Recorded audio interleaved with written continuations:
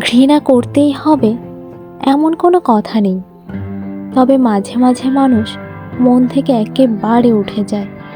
সে যেই হোক, বন্ধু কিংবা কাছের মানুষ।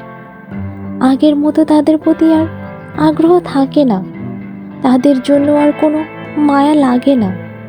চোখের সামনে ছারখার হতে দেখলেও বলতে ইচ্ছে করে না যে তোমার কি খুব বেশি কষ্ট হচ্ছে। ঘৃণার থেকেও আগ্রহ হারানো বেশি ভয়ঙ্কর।